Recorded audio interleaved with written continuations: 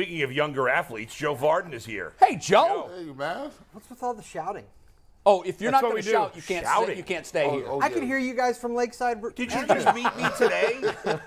You've known me a long time, Joe. By the way, if you want to be heard on this set, you have to raise your voice. Well, I'm getting that. Yeah. Joe, you spent 3 hours with this guy and the other guy in studio with us. You know me. I've spent a lot more time than 3 hours with this guy. Yeah. Well, no, but I'm Jason's not a saying shouter. we were in studio that one time for 3 hours. That's the very right. famous show. That's right. How are you, So man? anyway. I'm great. Yeah. Great to be here. You know, the thing I love the most about this set is that there are books all over the place. We don't read. And Jason's book's nowhere to be found. I never even thought of where that. is You know, your that is a book? problem. I never even Your thought book of that. should be here. Nobody That's true. bought it. They burned them all. Nobody bought it. Well, you have some copies left then. Actually, I have to it's funny you mentioned that. So I gave them to my kids. They're getting older now. Like Yeah. my son's 12 and he really wants to read it. And there's a lot of F-bombs in there. It's like, nice. ugh. Yeah. So he's finally starting to read it. I had to Yeah. go on Amazon and buy my own book to give it to him for Christmas. Really? You worried about F-bombs? I cuss in front of my son all the time. I don't. You and your son are best friends, bro. Y'all hang So out. Jason's good best friends with his son, too. It doesn't mean you have to swear in front of them. that Different right? parenting styles for different folks, you Yeah. know? Whatever works in your situation, that's what's There you right go. for your Curse in front situation. of him like a wild So, man. Joe, we had a really in-depth conversation yesterday about the Cavs and sort of where they are at the halfway point. On one hand, it looks like they've overachieved because to be at 26 wins at the halfway point puts you on pace for 52. That's a win season no matter how you slice it, particularly when you got a major new moving part coming in. On the other hand, though, we all expressed, I think, some disappointment at their inability to close out teams and games late. And we were really nitpicking, but we really focused in on the three and how that has to be an area where the team gets better. What's your sort of assessment of this team at the halfway point? Have they overachieved? Have they done what you expected? Where are they? I would say they've probably done what I expected. I mean, when you throw out the win total, that is eye-popping. It is. And when you start thinking about 50-plus wins for a franchise that for 3 previous years before last year was the worst team in the NBA, worst organization in the NBA. So to go from that to 50 wins in 2 years is great. I think what we're concerned about, like you said, the three, which has been a hole from day one. And they knew that coming in. They paid a lot of lip service to it, said a lot of nice things about Karis LeVert. They gave Isaac Okoro a chance. But that's always been the weak spot. Sure. And then the second thing that is interesting to outsiders is Evan Mobley hasn't made the jump from from rookie to sophomore. Exactly what we talked about, like, particularly on offense. Yeah, and I think there's some reasons behind that. And then the third thing is Why? I don't want to interrupt your train of thought, but we tried to figure out why yesterday. Well, I mean, Donovan Mitchell is among the league leaders in usage. He's shooting it 20-plus times a game. He's averaging a career high in points. I mean, you're adding a top 8 scorer in the NBA to the starting 5. So his growth is stunted because of that. Yeah, I mean, he is, I wrote this last week. Evan touches the ball about as much as Kevin Love, who doesn't start, and Jetty, who is a part-time player. Yeah, they have about the same usage. That's rate. interesting. Joe, what's more important? I know it kind of seems like a crazy question, but I'll ask it anyway. Is it more important for the Cavs to win or develop Evan Mobley as an offensive player? Win. I think so, and I think, they knew that, which is why they traded for Donovan Mitchell, and when you make a trade like that, it does open up a window. Yeah. I'm not saying they're in it yet, but by making that trade, they have created that window, and at some point you got to jump through it. But the interesting thing, like what makes the NBA obviously different from baseball and football is when the baseball playoffs start, everybody's got a shot to win the World Series, right? When the playoffs start in football, not all the teams, but most of the teams have at least a shot to win the Super Bowl. In the NBA, that's never the case, right? Like, I feel like No, I agree. wrong? No 8 seed's ever going to win an NBA championship. Like, never. And What if the Warriors do? They might this year. They stink right now, and didn't they've the got Knicks almost do it once in a strike year or something? The Knicks lost the Spurs that year. It can happen in a year where you've But- got 2 big pieces But the bottom that are line is injured and they limp into the playoffs. You but know, not healthy. A you know the traditional 8 teams. seed. You know the teams that can win the title, and the Cavs are not a team that can win a title. Is that fair right now? I think that's fair, but I think they have a chance to get fairly deep into the playoffs. Is it going to be LeBron? I keep asking him this. Is it LeBron coming back in 2 years as a free agent that puts them over the top to another title? You know what? I have put my feet down and said that man is not leaving Los Angeles for family reasons. Okay. I'm going to die on that hill. You know, I mean, Jason and we talk about this all the time. Yeah. I mean, I get it. I see the on ramp for one more go around here in Cleveland. And by the way, you know, the Lakers probably aren't going to make that move that he demands. You know, I mean, if they added LeBron right now, they would be a championship team right now. Yeah. And they have. They have. They'd be the favorites. Money-wise, I think they would. Money-wise, the Cavs could actually make that trade. I'm sure the Lakers wouldn't be interested in what it would be. But anyway. You're saying Jetty, Karis LeVert, and second-round picks wouldn't get it done. That's the guarantee. Lakers are salivating right now at the thought of that. Yeah, but no. Sell that to your fan base. I don't see it. I think he is too comfortable living in L.A.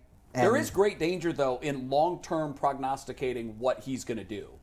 Oh, there is danger in writing what LeBron's pregame routine is. You're right. He changes that. Yeah, about so every 2 that's weeks. why I do think Bull's point, because I've heard others like you, Joe, it's not happening, and I just say, look at his arc, look at his history of making decisions like this. Hell, he could wake up one day and say, "Screw it all, I'm going home, and we're winning another one." It wouldn't knock me off my feet if he said that. We had a conversation with him when they were in town a couple weeks ago, and he's really sort of ramped up this messaging since we had this conversation with him. Where I've said on the show a million times, he's still in championship mode. Is he still in championship mode? Him signing to go back to L.A. told me he's no longer in championship mode. He's cashing checks and making movies. And I asked him, are you still in championship mode? And he said yes. And I don't know I necessarily believed him, but we wrote the story. And since then... Did you hear from him? Any feedback on it? Or No, he didn't. No. Well, sometimes he has When he reacted doesn't to like what it. you write. Yeah, when he doesn't like Which it. means that he... Yeah, there was nothing volatile in what we Yeah. wrote this time. Nothing. And but the fact that he's ramped up his voice over the last couple of weeks, ever since we had that conversation with him, are you still in championship mode? And he said yes. And he's starting to do what he does, and he's starting to tighten the vice on the Lakers. You're seeing it. Oh yeah. Yeah, you're seeing it. And if they don't, I don't see the path back. Like he tried to lay out. You know, when Russ's contract comes off the books next year, things change for the Lakers. Right. They do have the 27 and 29 picks. If they don't trade them now, they could trade them this summer. You know, they can get more flexible. I just don't know if they're ever going to be a championship team again in this window with him. So I do think that, you know, so the way that I've laid it out is the Cavs make the playoffs this year and they get eliminated because you never go from not making the playoffs to winning the championship. That just doesn't happen. So they get bounced, and then next year, and they get a little bit it's closer. progression. And you see it, and he sees it. And then he comes in as the knight in shining armor that puts them over the top. And, you know, the Cavs have this thing of we want to win without him, we want to win without him. That's good. That's fine. But then when you're one piece away, and he's that one piece, the temptation is going to be great. I see a path. Well, let me ask you see this. a path. What does Evan Mobley have to get to? What level? Defensively, he's a genius. Defensively, he erases everything. I mean, we talked about it the other day. With him and Allen, when they switch on pick and rolls, they can guard guards. I mean, I've seen guards have to back up and be like, okay, well, let me figure out another way I'm gonna do this. They can move their feet. They can shuffle. They can switch. They block. Both of them block shots. What does he have to get to offensively to a point where you can legitimately say, okay, the Cavs are a championship team, barring them going to get LeBron? He's got to get the ball. They don't ever give him the ball. He's got to get the ball. But here's the thing. I don't think, to their defense, I don't think Mobley has a pet shot. I don't think Mobley came back as a knockdown shooter. I don't even think he's comfortable putting the ball in the ground three times in a row. I'll let Joe answer, but I made the point I would like to see them get him involved early with some actions, run some plays for him. Right Brad now, has talked about how that makes a difference throughout the game. Brad did. He said yeah. they used to Absolutely. sometimes design Just give a couple 3 of the touches first early. 4 trips down. We're getting the ball to Brad to get him into the flow, and I don't feel this sense of urgency to do that with Evan. Because right now, he is the Kevin of the LeBron, Kyrie Kevin. He's very much third. He breathes last. They eat first. And He's actually fourth. in terms of who. I mean, you've got Donovan, you have Darius. And then you have Karis LeVert right now. Well, I don't. But I'm just telling you. I mean, so what does he have to do? I think you're more correct with this. Like, he didn't come back and have anything that's noticeably better than what he did last year. They sent him home over the summer. They wanted him to be able to handle the ball more, to push it himself in transition, get it off the glass and go. They wanted him to be able to initiate the offense in the half court, and they wanted him to be able to start shooting a little bit better in the mid-range. He's shooting, like, his field goal percentage overall, I don't know what it is, but it's not very good. His three-point percentage is below 30%. That's not good enough. And then on top of it, he doesn't get the opportunities now to do the pushing in transition. So what does he need to do right now to get better? He's got to get stronger. He's got to be able to score in the post. He's got to be able to be fed in the post, turn around, make a face-up move, or play with his back to the basket. And right now, he's just not big enough for that. Are you concerned he'll never get there? Yeah. Well, I don't know, because like you guys have also said, he's already a plus defender. He is arguably the most disciplined defender the Cavs have ever had. His ability to jump straight up, to not foul, to protect the rim, to switch, to run out onto the perimeter. They have never had somebody who can do all of those things. So when you say, am I worried about Evan Mobley? No, I'm not. He's going to be an NBA difference maker for a long time, if only because he's such a good defender. When you talk about his offensive growth, I just think he can't do it right now. He's just not going to be that piece right now because they added Donovan Mitchell. Joe, I'm going to compare myself to Evan Mobley here. All right. As you should. Which would be the only time this will ever be done. We're going to put a Here's what I'm one-time saying. more Well, bullet before for you go, Yeah. there have never been two people shaped differently than you and Evan That's Mobley true. who are about to be compared to. All right, listen. So when I was a teenager playing basketball at the schoolyard with my friends, right, it's a bunch of guys like me. I wasn't that fat then, but I was short, whatever. But I wasn't very good at basketball. I've never been good at basketball.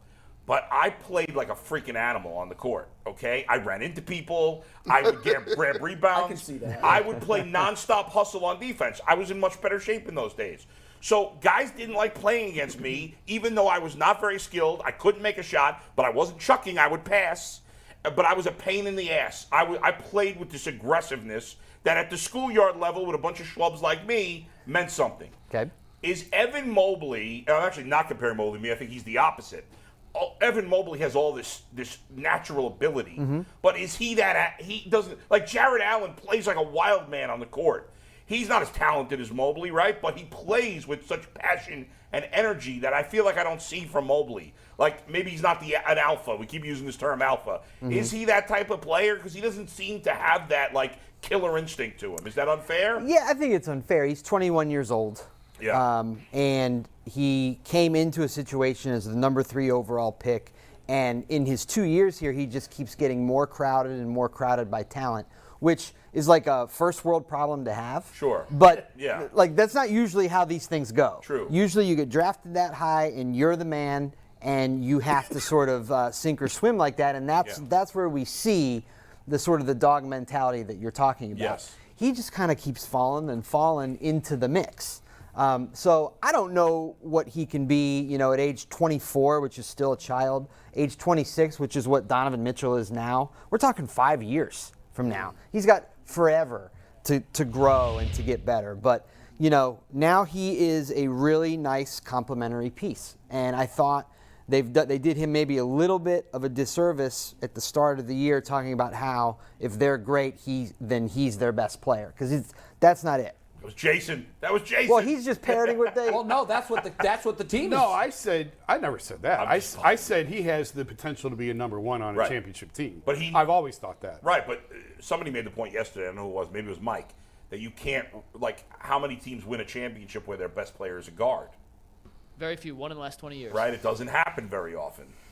I mean, it's a wing dominated. And that's the one issue with the Cavs is their weakest spot is the most important. It's like trying to win without a quarterback in the NFL. Mm-hmm. Like the 3 spot. Tell me the last team that won a championship with the guys Like, that they've got at the 3. The Niners, minus quarterback, might have the best roster in the league. But do we think they're going to win the Super Bowl? I don't. I think they have a very, very good chance to win the Super Bowl. I don't, because they don't have a I quarterback. think Yeah. the defense all plays like their hair's on fire, and they've got all kinds of talent. I think when you talk about the Cavs and you talk about guard play, the Warriors won titles in 15, and last year where the guard was the best player. Yeah. The Cavs are the number 1 team in the league defensively. Assuming Jared Allen and Evan Mobley are healthy all year, that should be the case. So if they could do anything to upgrade at the 3, I do think they have a playoff run in them. What can they do? Because we've talked about like pie in the sky scenarios of what they might be able to do, but realistically, how do they upgrade that spot right now? Well, I mean, the mechanics of it are they're going to have to probably take on some money, which Jason writes at length about. They're not crazy about doing. But they're equipped to do it. I mean, they can do it. They can do it. They are not a tax team as of now, so they can take on some money, and in doing so, upgrade that position. I mean, I think that Tim Hardaway down there in Dallas is available. I just saw him on Saturday night. Dallas is like 12-1 when he makes 4 threes. You know, if the Cavs could have somebody like that playing defense and shooting the 3 at that spot, that's a big difference. So he's Karis LeVert with a jumper. Ain't more. But he's already thicker than Karis, and I believe he's taller. I think Karis is only 6'5", and I just trying to play him at the 3 was just I don't know what that was about. well, it's like the Browns going into this season saying we'll be okay at D tackle. We'll be fine. Everybody knew that wasn't going to be the case. The Browns, when they shaved in the morning, knew that wasn't going to be the case. But you have this ridiculous hope that maybe it'll work. Would you trade And it Mobley? hasn't. Would you trade Mobley for LeBron right now? Oh God, don't say that. Would you do it? Great Jason, question. Joe? Bull. Yes, Would you trade Mobley for LeBron? I think I would. guarantee you, 80% of the fans wouldn't want that, even though it would for give sure. them a much better chance to win. I just like having lived the championship year that we lived, and then in 2019 I covered the Raptors run through the finals, and so I've become a firm believer in if you have a shot, take it. So I would rather win one more now, and walk away from whatever Evan Mobley gives you. Yes. This is an absurd. This is like a pie in the sky, like never going to happen type trade. Why couldn't it happen? Well, LeBron can't be traded this year. Period. Yeah. Oh. His contract signed extension. So- Okay, I didn't realize that. In a hypothetical, if you're saying, Hypothetical. would I walk away from whatever Evan can give me to go and win a championship right now? Yes, I would. Would you do it? Let's say at the end of the year. Let's say at the end of this year. Would you trade Mobley for LeBron? No, because I want to see what this group can do, and if I have the opportunity to bring LeBron back as a free agent and keep all those pieces. But then you got to wait another year. Okay. Yeah. Because this group is young enough, like their window should be just opening. Like they have quite a bit of runway in front of them here, and what, as Joe was alluding to with the cap, I think they're a couple million under the tax right now. I don't think they're going to be a tax-paying team. You don't want to start that clock. Now you got Kevin coming off next year, $35 million coming off the books. What's Karis? Is this his last year? You got one more. Yeah. No. It's So last that's year. $18 million coming off. Jetty comes off, right? So like they are in as long as they don't start the tax clock now, which there's really no reason to. There's no player out there that is It's going to put them definitively over the right. top. There's no player out there. And that it's can not get. worth it just to say, well, we went to the second round. You know, That's exactly I mean, right. if you have a chance to get that player that you can literally say, oh, we're one of 4 teams that can win it, make that move. Right, But but don't that start move's- that clck that now. move's not out there. You want to kick the can down the road as long as possible and becoming a tax-paying team because Dan blinked at the repeat offender. They all blink. Lacob in Golden State is really the only Because one it's so because they got a punitive. brand new arena and they're printing money out there. But yeah, it is so punitive. Like I'm trying to remember. Help me. I think it was Varejao. They didn't have to trade Andy. That was a money move. Right. So and that was a repeat offender move. So I think it was Andy. I have to go back and look. But the repeat offender is I feel like real. you're right. I do think it was Andy. That It's they, real, and so you and now if you like, okay, let's assume it's a big assumption. Let's assume Evan Mobley wants to stay here for his career. You know, when you get in that second contract, the money he's going to make, the Darius money, Jared Allen at $20 million. Donovan Mitchell, when you're paying these guys. Yeah.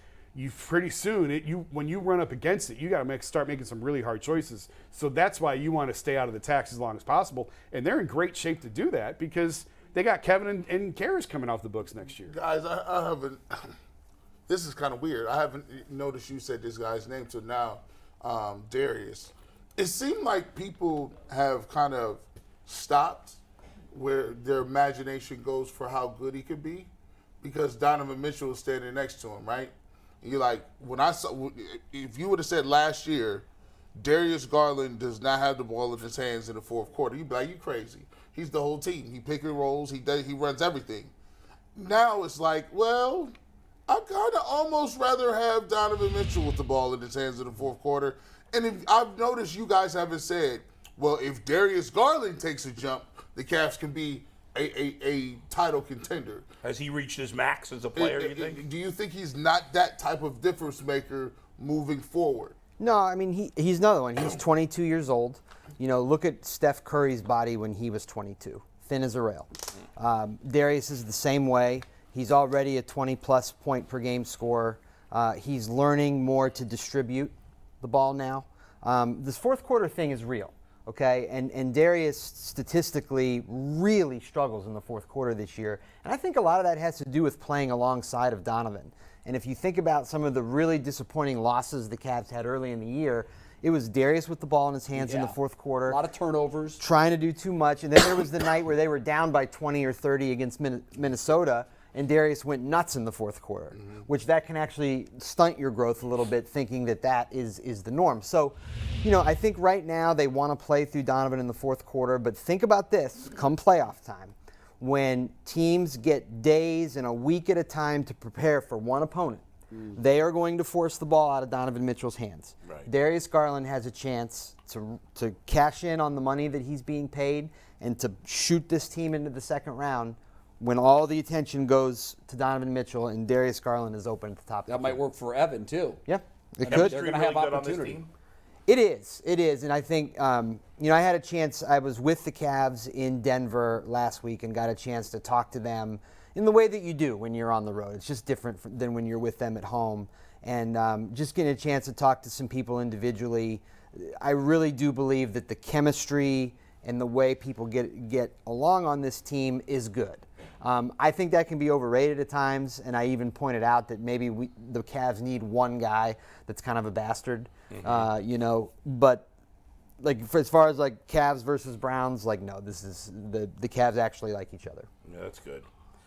By the way, who is the best player in the NBA right now? Is it definitely Giannis? No, Okay. I don't think it's definitely Giannis. I think Luka is right there. For sure. Jokic as well? Yeah, it's funny because, I mean, Jokic statistically is awesome. He wins, and he can do a little bit of everything. It's just never flashy.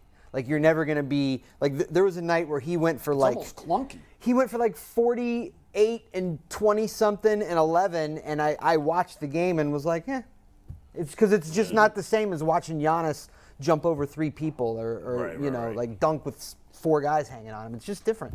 How about this question? Who is the single biggest force when they want to be? Because I think that is Giannis. That is Giannis. Oh, man. That he is. We saw it a couple of weeks ago. I mean, it's like when he decides he's got so many things he can do, you can't stop him. No. And they were putting resources on him, and he was just like, I'm going to do whatever I want every single trip down the floor. And it scared the hell out of me because I thought, well, when you get into playoff mode and he decides to become that guy, what's the answer? Is LeBron still a top 5 player? I don't think so. I mean, I know he's not a top 5 MVP candidate, but like in the playoffs, even this year, if you know, all things being equal, are there 5 guys you'd rather have than him? Yeah, I think so. Okay. I mean, if we want to sit here and name them, okay. Yeah. But I think the difference with LeBron is he is still individually great, but he has similar talent around him to what he had here in 2018. And he is no longer able to take those very average players and lift them up. Yeah. Right. He's still a great player, Yeah. but he needs the reason why the Lakers stink is because Anthony Davis cannot stay on the court for more than 10 minutes. Yeah. That whole team, it's not even Russ Westbrook. The whole thing was built around the idea that Anthony Davis would become the alpha. Yeah. And LeBron would be the greatest wingman ever, riding off into the sunset. And he's just not available to play enough for that to happen. Yeah. Hey, what about Rubio? He's available starting tonight. How will he fit in? I think we need to pump the brakes there. You're talking about his second ACL injury. He's 32 years old. It's a year-long injury. Look at Klay Thompson, who came back great, but he still was like 80 to 85% of what he used to be. So I think we just Let's kind of ease into this. They're thrilled to have him because he's an adult. He knows how to move the ball. He can get guys standing in the right spots. If he's good, that makes Karis LeVert more expendable. Is he definitely playing tonight? Or we don't know for sure yet? Nah, they say he's a go. Okay. So he's available. Yeah. Yeah. I mean, unless it's a coach's decision, but I don't see why he wouldn't play. Is JB definitely the right guy? Jason and I both really like JB, Yeah. and the players swear by him. I mean, this is his first chance coaching a real team, and I wish I could just say yes or no. I mean, he seems to have gotten a lot out of guys, and he certainly has turned around the culture problem. Like from day one when Kobe took over here, they were talking about culture. But they had no semblance of culture until J.B. Bickerstaff became the coach here. So I think from that perspective alone, he has been the right guy. Now we'll see how they do in the playoffs because ultimately you got to win. Do the Cavs make a move at the All-Star break or before the trade deadline of any significance? They're trying. I mean, it goes back to, are they comfortable with taking on more money? They're trying. They're calling about Bogdanovich. I mean, way back when they'd made a call about Crowder. There's going to be, the Raptors are going to blow it up. The Wizards could very well blow it up. I mean, who knows who's going to end up with like Kyle Kuzma? Yeah. There are teams out there that we're not talking about that can help other teams right now. The Raptors always look so good against the Cavs. Why do. have they such a bad record? Well, they've had some really bad luck. Otto Porter Jr. is out for the year. Fred Van Vliet went through this horrible stretch where he couldn't shoot. Yeah. All this is happening while Pascal Siakam is having a career year. Yeah. I mean, geez, if somehow the Raptors trade him to a contender, if they trade him to Memphis, then Memphis probably wins. That sounds weird. Fascinating. Memphis winning a championship. I'm telling you that Memphis Cavs NBA Finals is coming. Joe, we got to go. McNuggets had something Go ahead. for him. What's up, Joe? Thanks for coming on. It's a two-part question. The second part depends on how you answer the first part. Have you enjoyed yourself on the show so far? You having a good time? Have I enjoyed myself? Careful, Joe.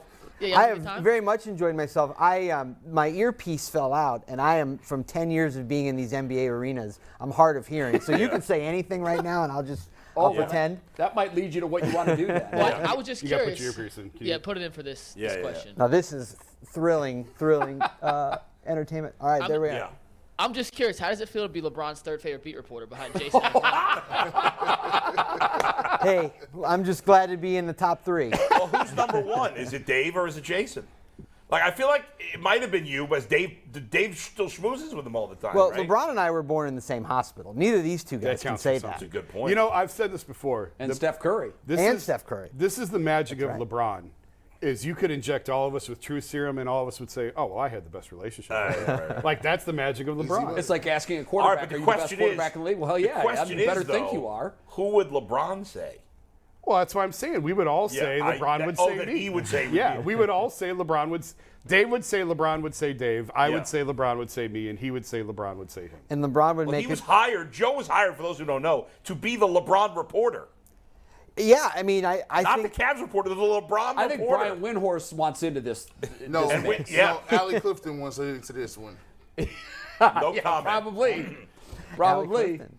No, I think, and LeBron would definitely take the political route. He would say, he Yeah. would make some joke about the 3 of us. Yeah. Does anybody really know LeBron besides his family, or maybe like? Do you guys feel like you really know him? We Like, talked about really? this when we did your Yes. show. And Yes. I mean, yeah, I mean, are there parts of him that we don't know about? Of course, absolutely. There's Yeah. parts of all of us that we don't know about. Everybody's got.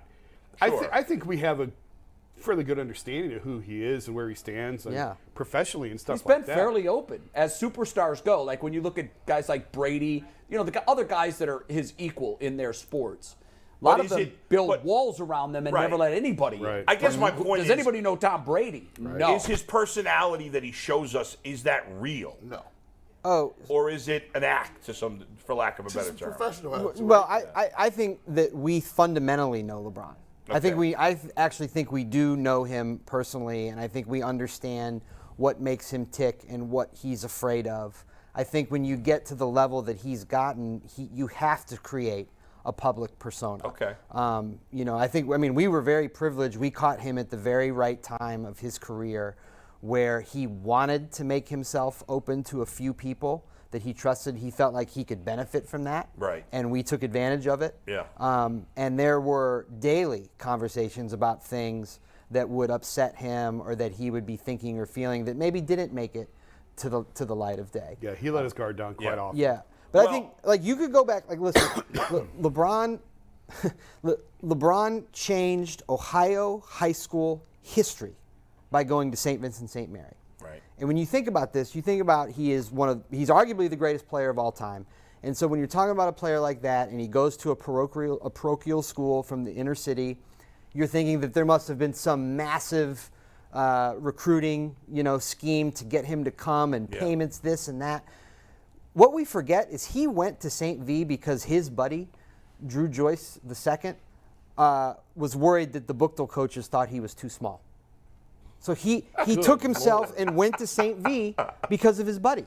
Yeah. That's who LeBron is. Yeah, that's amazing. Yeah, that's interesting, and that's telling. Yes. He wants to be liked. Yeah. He wants to have friends. He hates being the villain, right? He hates it. Yeah. He hates it. His whole, the reason there is a school in Akron today that's a public school that he built, it's never been done before.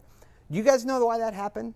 Because he was embarrassed of what he said at the end of the finals against the Mavericks, where he was taking on the criticism, and he said something about, People still have to wake up. Yeah, you people still have to wake up in your bad lives, and I'm great. Yeah. He felt so bad about that he came home that summer and totally redid his foundation. He used to give out bikes, and that was looked at as a big deal. That's it. And That's Joe, it. I've said before on this show and on Channel 3, because I've been to his school and I've looked and I've seen the tangible effects of his effort. Mm-hmm.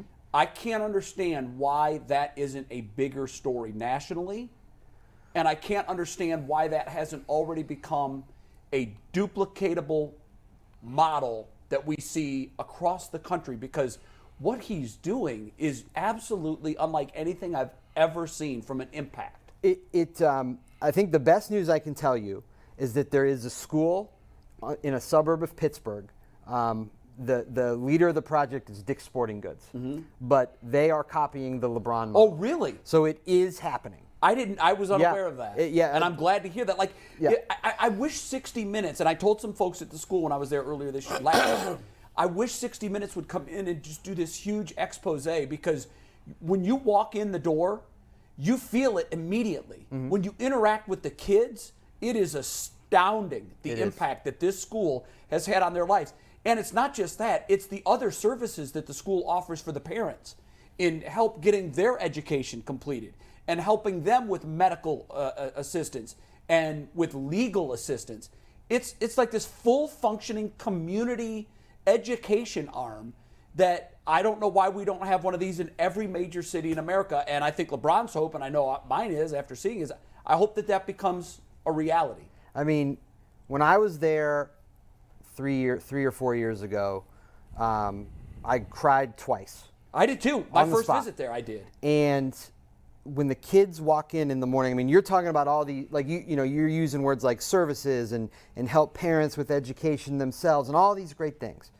But at the most fundamental level, when the doors open and the kids walk off the bus, or they don't ride a bus, they walk right into the building, they get a hug from a teacher. Powerful. And then they walk by a fresh food cart and they pick their breakfast. That's awesome. Because otherwise, they wouldn't get breakfast. And that's that the day. LeBron that I wish everybody knew. And I don't know why that story hasn't been more widely told. And I'm talking by, major media outlets like a 60 Minutes or even a 30 for 30. Why the hell haven't we seen a 30 for 30 from ESPN that shows the impact? Because to your point of crying, I had a young guy who wants to get into television. He's got a TV lab there that Matt Collig also sponsors, and Channel 3 is also a sponsor of the. So we go there, we do things with them. We do things with them every week. I had a young man last year, he's young, I think he's probably 12, 13 years old, and one of the teachers said, would you mind talking with him because he remembers you from ESPN and he really wants to spend some time with you. So we went into a room where there was just nobody else, and he was talking about his future and how it's so filled with hope now because of the school. He already was aware of the fact that I'm going to be able to maybe reach my dream because LeBron cared about me. What 13-year-old has the presence of mind to say that? And then I asked him, what kind of grades do you get? He said, all A's. Wow. And by the way, everybody I came in contact with, all the kids, so respectful, so well-mannered. He said, I said, are you going to continue to get all A's? He said, yeah. And I said, then you're going to get to your dream. And he asked me when he was done, could he have my phone number so he could send me his grade card every time it comes By the way, out? I was told 60 Minutes did do a story in 2009. Yeah, it needs to be redone because Yeah. it's completely 2009. different now. Gee, I know you had a question, so I want to get one more in. Well, we talked about the great things LeBron is doing. The more interesting story is, do you know who Kyrie Irving was? Did you? Because at the time, He's a wackadoodle at the time nut job. when Kyrie was Sorry. here, he was an individual who you juxtapose him and LeBron. Kyrie went to Duke.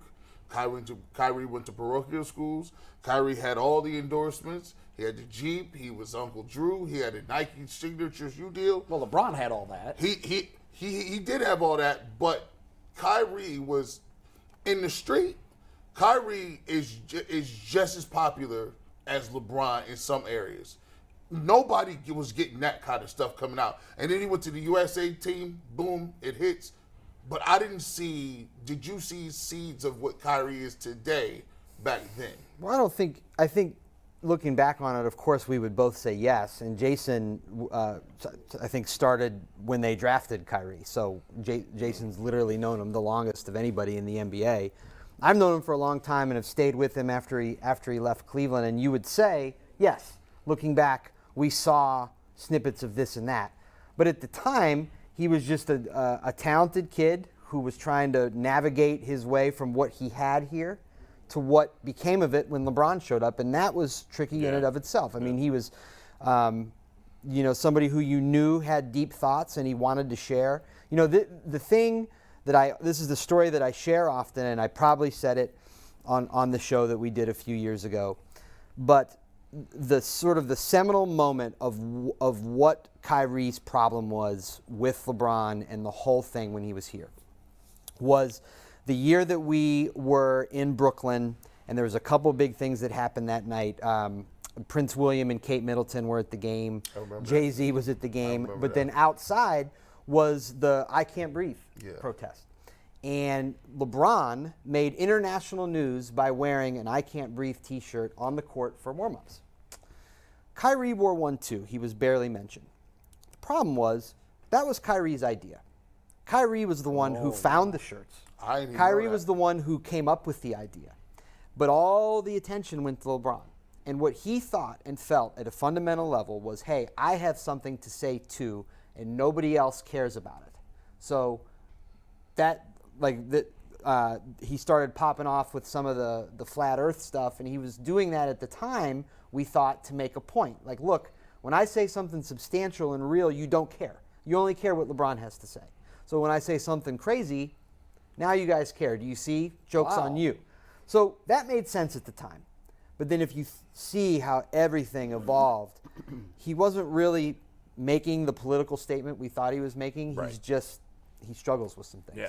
Last thing, I would like you both to answer this real quick. If you got an honest moment from LeBron and you asked him your biggest on court regret, or not necessarily on court, but at basketball decision, whether it's the way he did Miami, leaving Cleveland the second time, re-signing with LA, his biggest regret, or the way he handled Kyrie at the end, what led to the Kyrie trade, which do you think is his biggest regret? I think it's the decision. I think it's the way he handled the decision. Just the way he handled it, not going Not there, leaving. but just the way not he handled leaving. it. He made the right decision in Yeah, it leaving. was how he did it. But how he did it. I think I think that had a lot to do with him coming back. probably. See, I'm of the belief there was going to be vitriol and anger no matter what. And the people who say Absolutely. it wasn't that he left, They're it's all how he full of left. crap, yes. That's nonsense. Yes. Yeah. It's the fact that he left. Yes. The way he did it made it worse. Yes. And I think that there is regret. I think his heart was in the right place. I think he was just tone deaf and didn't understand how it was going to go over. But they were trying to raise money for kids. He thought that was great. We're going to do this charity, da-da-da-da-da. But, I mean, I don't know that. Maybe you've got a better answer. But to me, it would probably be the way he handled the decision, the way that he left. I think that's the right answer, so I'll say something else. He would say not making it to a finals against Kobe.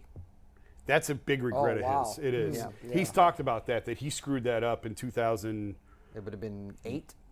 Whatever 'cause year Boston played the 8 or Lakers. 10, like his either of those Yeah, years. he messed. I think 10 is the one that. Well, no. Yeah, I don't know. Whatever. But One yeah, of those but years. not facing Kobe. Not having that When, matchup. Not having the when Kobe. the year they lost to Orlando? Well, 07 is when they Orlando made was the 09. finals. Okay. Yeah. 07 they made the finals. 08 they lost to Boston. 09 they lost to Orlando in the conference finals. In 10 was the Was Boston in the We last got a game. minute left, so we got to go. Joe, I hope you come back. We I'd didn't love to. scare Thanks, you Joe. off the set, did we? With Not all at our all. shouting. You're not gonna have the stones to put it up Yeah, there. are you going to do it or not? Put Do it up there real quick. You got Mike. 45 It's seconds.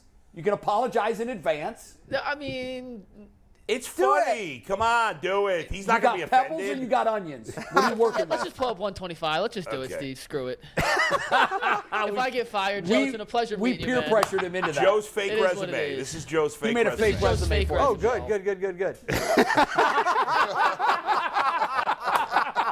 Take the bath, run shower. And the bath, when we had to ask him, I said, We had to ask if that was thought that real was or true. fake. Take bath, Oh, run that's showers. very real. That's very real. How did we know? Hey, what I like is that picture is what, like 7, 8 years old, and I have way more hair now than I did then. Yep. Right. That's hard to do. That was the summer Very of the few people championship. can to say do. that at our age. That was yeah. that was a advancing picture age. from Val Raven when we were on Val Raven. It was the two of us and Rachel Nichols and Dave McMenamin rode Val Raven. And the picture's hilarious, and it hung in the Cavs facility for years. They blew it up because I made the mistake of putting it on Twitter, Okay. and they blew it up and hung it forever in the facility. We just touched on a Netflix special. The four of you Yeah. traveling across the country to amusement we parks. have talked about Oh, the there's a three- lot would more be a interesting blast. stories in the amusement parks. we have talked about writing like an HBO story Yeah. of the beat and what life is like. No, that should be the name of the show, The Beat. Beat. The Beat. Joe, thanks. We really appreciate loved it. it. Joe. And we hope you come back. appreciate it.